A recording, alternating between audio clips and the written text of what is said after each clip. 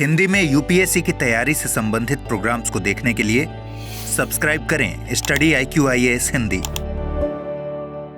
नमस्कार, बहुत बहुत स्वागत है आप सभी का स्टडी IQ IAS हिंदी में। मेरा नाम है अतुल जैन। इलेक्ट्रॉनिक्स उत्पादन में भारत सरकार पिछले काफी समय से काफी प्रयास कर रही है। आप लोग जानते हैं PLI योजना के तहत और बाकी जो मेक इन इंडिया की योजना है उसके तहत भी भारत लगातार यह प्रयास कर रहा है कि किसी न किसी तरह से इलेक्ट्रॉनिक्स का उत्पादन जो है वो भारत में बढ़ता जाए। और इस उत्पादन को बढ़ाने की प्रक्रिया में बहुत बड़ा योगदान जो है वो तमिलनाडु का है। तमिलनाडु जो है वो इलेक्ट्रॉनिक उत्पादन के लिए भारत का एक बहुत बड़ा हब बन के उभरा है। और अगर आप देखेंगे तो तमिलनाडु में जो आप देखेंगे इलेक्ट्रॉनिक्स का निर्यात भी जो है पिछले करीब 5 वर्षों में वो तकरीबन 5.5-6 गुना तक हो चुका है।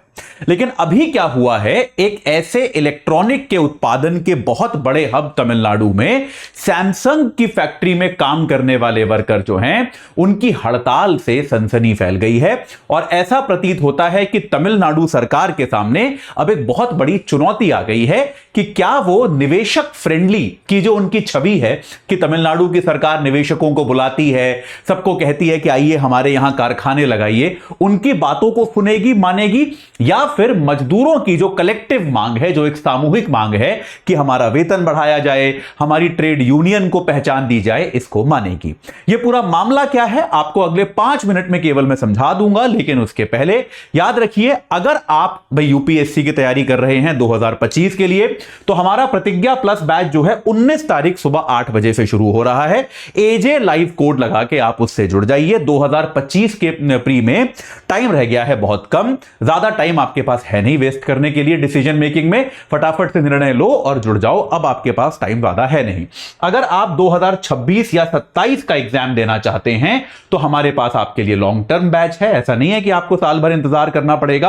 यह बैच शुरू हो चुका है, 20 सितंबर इससे जुड़ने की लास्ट डेट है, याद रखिएगा। मॉर्निंग बैच है, यह भी 8 बजे वाला। आप इससे भी एजे लाइव कोड लगा के जुड़ सकते हैं। और अगर आप पटना या उसके आसपास के किसी क्षेत्र के निवासी हैं तो भैया 22 तारीख संडे को थोड़ा फ्री रहिएगा सुबह 11 बजे। आपसे मिलने के लिए मैं बहुत सारे हमारे अनुभवी योग्य अध्यापकों के साथ मैं आपसे मिलने पटना आ रहा हूं AN कॉलेज में। वहां पर आपसे मुलाकात होगी, व्यक्तिगत तौर पे चर्चा होगी, ठीक है। AN कॉलेज में सुबह 11 बजे आप जरूर आइएगा अगर आप पटना या आसपास के किसी क्षेत्र में रहते हैं तो। चलिए अब एक बार जल्दी से जानने की कोशिश करते हैं कि यह पूरा मामला है क्या। तो जैसा कि आपको मैंने बताया, भारत के इलेक्ट्रॉनिक उत्पादन में तमिलनाडु का एक बहुत बड़ा स्थान है। तमिलनाडु जो है वो एक बहुत बड़ा हब बन के उभरा है। बहुत सारी कंपनियों की वहां पे मैन्युफैक्चरिंग की फैसिलिटी है। तो वहां पर क्या हुआ है, अभी सैमसंग के जो कर्मचारी हैं, सैमसंग के जो मजदूर हैं, इन लोगों ने हड़ताल कर दी है। 9 तारीख से ये लोग हड़ताल पर हैं। और धीरे धीरे शुरू में उम्मीद थी कि ये हड़ताल जो है टूट जाएगी, लेकिन ये हड़ताल जो है टूट नहीं रही है। और इसके कारण क्या हो गया है, सैमसंग का जो कारखाना है आप वहां पर देखेंगे, मतलब कुल मिला के भारत में जो सैमसंग का करीब $2 बिलियन का रेवेन्यू है। भारत में सैमसंग का $2 बिलियन का राजस्व है। उसमें से 30% जो है वो इसी तमिलनाडु की फैक्ट्री से आता है। तो तमिलनाडु की जो फैक्ट्री है वो इसी फैक्ट्री से आपका 30% रेवेन्यू आता है। और इस फैक्ट्री के मजदूर जो हैं वो हड़ताल पे चले गए हैं। नाम मात्र के मजदूर काम कर रहे हैं, किसी तरह से ये फैक्ट्री चल रही है। और इसका प्रभाव आपको सैमसंग के शेयर प्राइसेस में कोरिया में दिखा। सैमसंग एक कोरियन कंपनी है। कोरिया के शेयर बाजार में सैमसंग के दाम में गिरावट आई, सैमसंग के शेयर प्राइस में गिरावट आई, क्योंकि वहां के मजदूर हड़ताल पे हैं। पूरी मैन्युफैक्चरिंग जो है वो काफी हद तक बाधित हो रही है। अब ये मजदूर मांग क्या रहे हैं? मजदूरों की कई सारी मांगे हैं। यह हड़ताल जो है यह अचानक से नहीं शुरू हुई, इसके पीछे बहुत सारा एक पृष्ठभूमि है, बहुत सारा एक परिवेश है। देखिए, मैन्युफैक्चरिंग सेक्टर में यह बात सही है कि आमतौर पे यह माना जाता है कि इस तरह की मैन्युफैक्चरिंग में बहुत सारे मजदूर बहुत सारा काम करते हैं और इनके लिए जिस प्रकार की सुविधाएं प्रदान की जानी चाहिए वैसी नहीं की जाती। तो मजदूरों की पहली मांग तो वेतन को है कि औसत वेतन जो मजदूरों को मिलता है यहां पर क्योंकि काम का बर्डन ज्यादा है, तो औसत वेतन यहां पर मजदूरों का 25,000 रुपए है। मजदूरों की मांग है कि यह 36,000 तक जाना चाहिए। तो पहली मांग तो इनकी वेतन की बढ़ोतरी को लेकर है कि भाई हमारे को जो वेतन मिलता है उस वेतन को बढ़ाया जाए।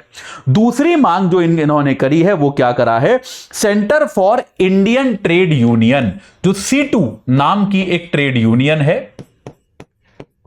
सेंटर फॉर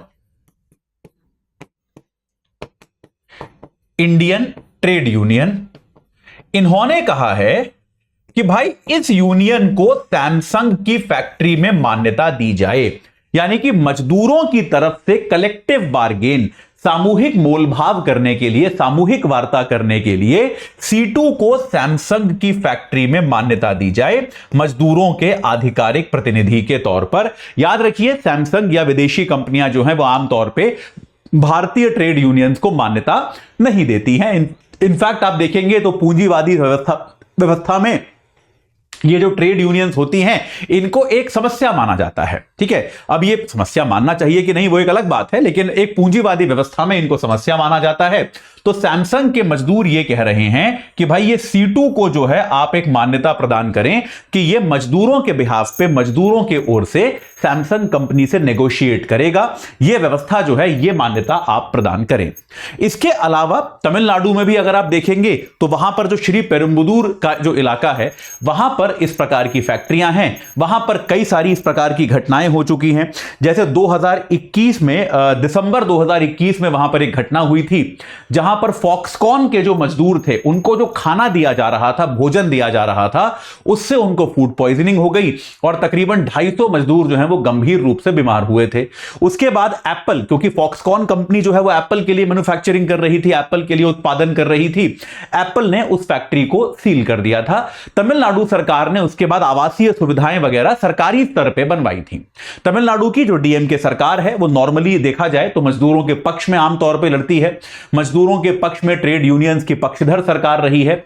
लेकिन याद रखिए कि तमिलनाडु ने अपनी छवि जो है, तमिलनाडु जो है एक इंडस्ट्री फ्रेंडली राज्य की छवि है। तमिलनाडु की छवि जो है वो एक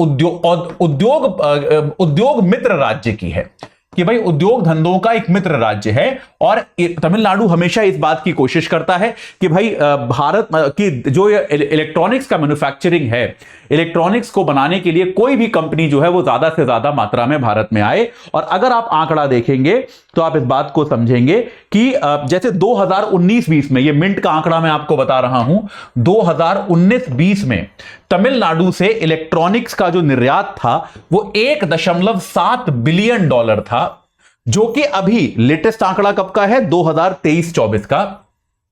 2023-24 में यह आंकड़ा बल्कि $9.6 बिलियन तक पहुंच चुका है। तो आप देख सकते हैं पिछले 4 वर्षों में तकरीबन 5 गुना से भी ज्यादा, 5.5 गुना जो है तमिलनाडु से इलेक्ट्रॉनिक्स का निर्यात हुआ है।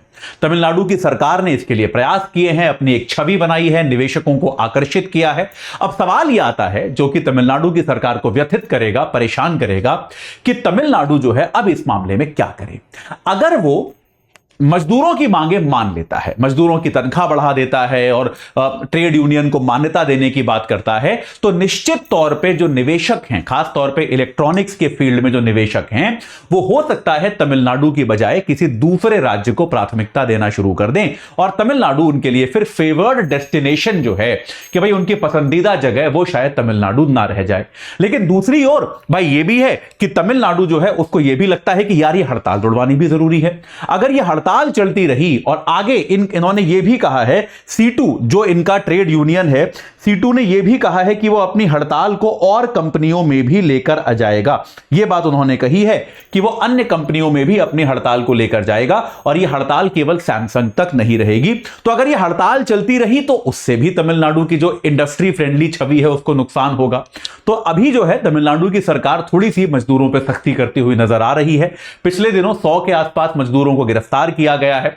लेकिन एक तो राजनीतिक तौर पे इसके प्रभाव हो सकते हैं, तमिलनाडु में अगर मजदूरों को गिरफ्तार किया गया तो स्टालिन सरकार की जो लोकप्रियता है वो कम हो सकती है, और साथ के साथ अगर यह हड़ताल और फैल गई तो तमिलनाडु में एक प्रकार का औद्योगिक संकट भी उत्पन्न हो सकता है। तो मैं हमेशा कहता हूं कि आप लोग जब अफसर बनेंगे या फिर राजनीति जो होती है वो इतनी सरल नहीं होती, सरकारें चलाना इतना सरल नहीं होता। इस प्रकार के दुविधाजनक स्थिति जो है, दुविधापूर्ण स्थिति जो है वो आपके सामने आती रहती है। अभी देखना पड़ेगा, ये एक कौशल की आवश्यकता है, नेगोशिएशन की आवश्यकता है, बातचीत की आवश्यकता है। देखना पड़ेगा कि क्या तमिलनाडु की सरकार इस नेगोशिएशन को, इस बातचीत को ठीक से कर पाती है या फिर नहीं कर पाती। अभी के लिए इतना ही। इसमें जो भी नया होगा मैं आपको उससे परिचित कराऊंगा। जाते जाते आपको तीनों चीजें फिर से बता देता हूं। पहली बात, बिहार में अगर आप हैं, पटना के आसपास कहीं पर भी है, 22 तारीख संडे 11 बजे हम लोग आ रहे हैं। जितने भी लोगों का फोटो यहां पर दिख रहा है ये सब लोग आपसे मिलने आ रहे हैं, मैं भी उनमें हूं। तो 11 बजे मिलेंगे एएन कॉलेज पटना में, याद रखिए। और साथ के साथ अगर आप हमारे 2025 के एग्जाम की तैयारी आप कर रहे हैं तो 19 सितंबर से बैच शुरू हो रहा है। एजे लाइव कोड लगा के जुड़ जाइए। लॉन्ग टर्म बैच के अगर आप विद्यार्थी हैं, आप 2026 या 27 में एग्जाम देने वाले हैं, तो लॉन्ग टर्म बैच शुरू हो चुका है। 20 सितंबर तक एडमिशन की लास्ट डेट है। आज ही एजे लाइव कोड लगाकर जुड़ जाइए। इस चर्चा से जुड़ने के लिए आप सभी का बहुत बहुत धन्यवाद। हिंदी में यूपीएससी की तैयारी से संबंधित प्रोग्राम्स को देखने के लिए सब्सक्राइब करें स्टडी IQ IAS हिंदी।